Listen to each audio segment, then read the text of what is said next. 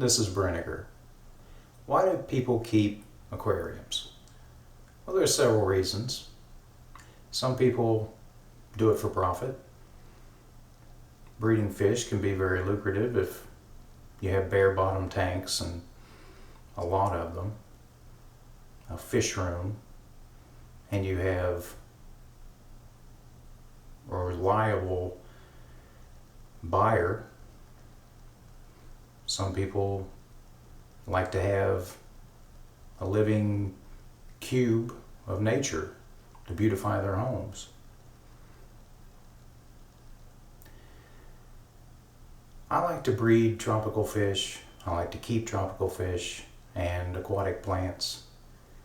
So for my bedroom tank, I wanted something with live plants. But for my larger two tanks, I like to breed a kerosene called Columbian tetra. So I don't have live plants in any tank except the one in my bedroom. And there I now have Amano Shrimp that should do well now that I know how to care for them. I've learned that through trial and error. I had some nice guppies, but I failed to heed my own advice and didn't quarantine a new stock that I purchased.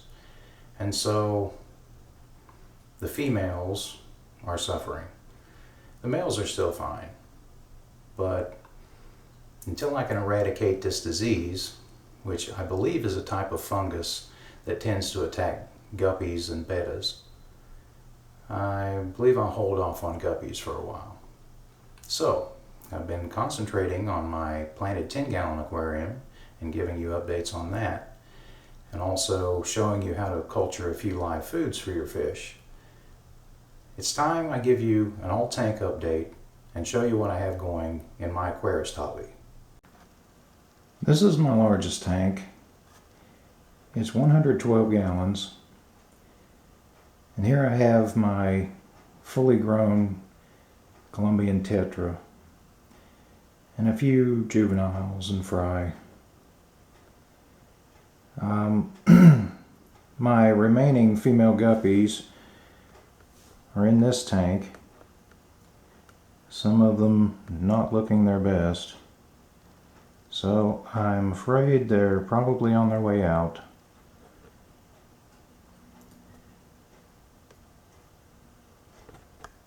I've heard that this disease can be cured in some cases. Well, not exactly cured, but treatments of formalin, which is basically embalming fluid, can allow some fry to survive, but the adults are pretty much doomed. And I don't believe any of these females are inseminated, so they probably will not make it. I'm not about to try and treat them with formalin. The cure is worse than the disease. So hopefully they have some quality of life.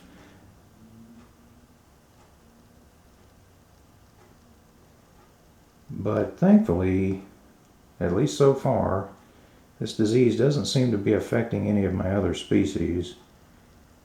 The Columbian tetra appear to be immune to it, as do the autocinklus. Those are the only fish that have come in contact with infected guppies. So, always quarantine your fish. At least a week. 2 weeks would be preferable.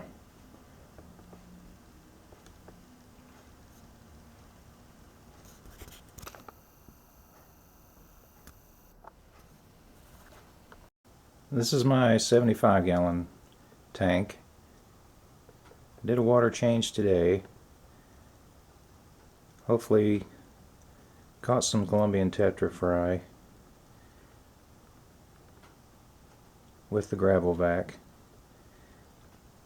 Won't know for a few days. Very tiny.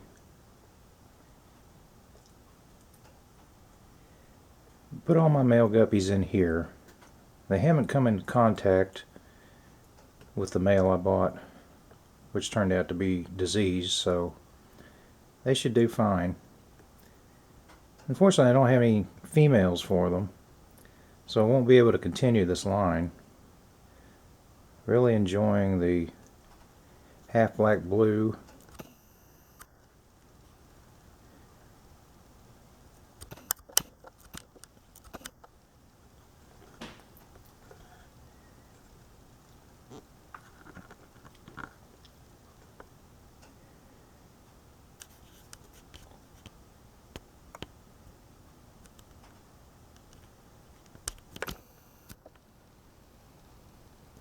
As a matter of fact, the snakeskin blues are quite nice as well. Decided to go ahead and hang on to those. Selling them to my local pet store would be condemning them to slow, miserable death with disease. So, 8 fancy male guppies in a 75-gallon tank. As many of you know, South American bumblebee catfish, which stays hidden out, rarely seen. Except for on rare occasion, when he decides to do loop-de-loops all over the glass.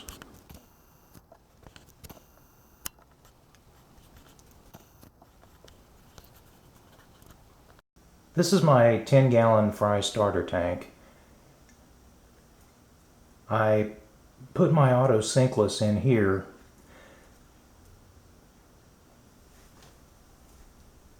You will note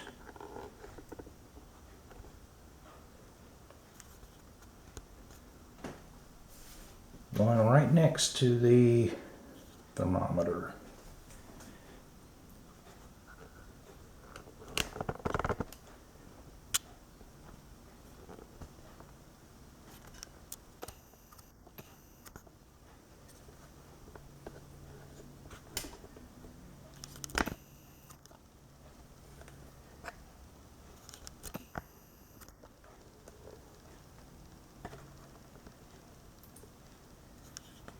So they seem to enjoy these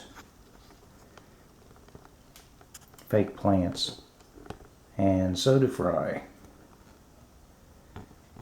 So I decided to keep them in a fry starter tank. They won't harm the fry. They are all-flux grazers.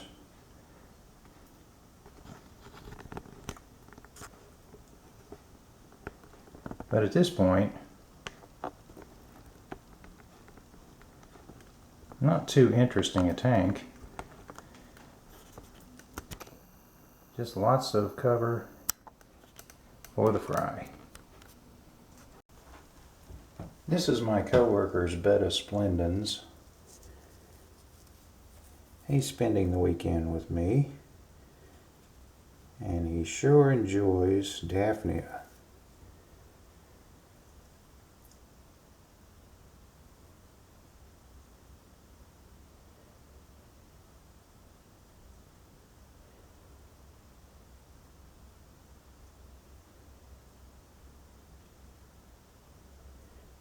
Siamese fighting fish, or Betta Splendens, are excellent hunters. So Betta is getting the opportunity to follow his instincts.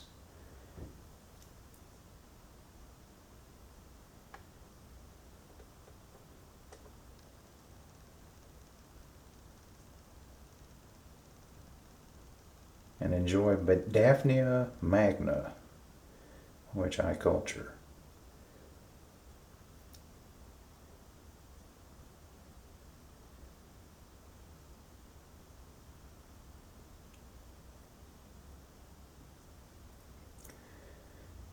As you can see, I did a water change for him. Put some different decorations in the tank.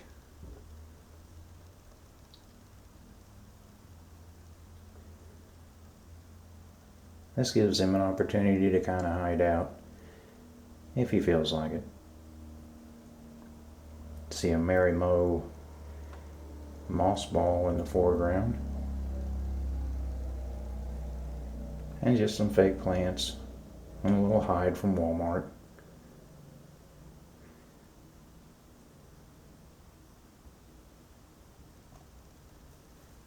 I think it looks nice. This is my planted 10-gallon aquarium featuring Amano Shrimp. There are 5 of them. Dwarf Sagittaria, Anubias, and Java Fern.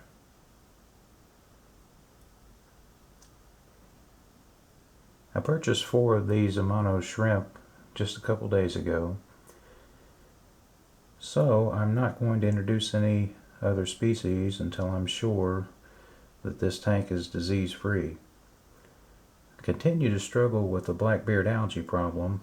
I'm hoping the Amano Shrimp will devour that. I don't intend to starve them, thus giving them no choice but to eat blackbeard algae. I'm sure it's like choosing salad over more enjoyable fare. I know they enjoy algae wafers, that type. But the tank is covered, which should prevent them from jumping out, which is a problem I've experienced in the past, as I've tried unsuccessfully to keep this species. I removed the male guppies from this tank just in case the new Amano Shrimp carries some disease.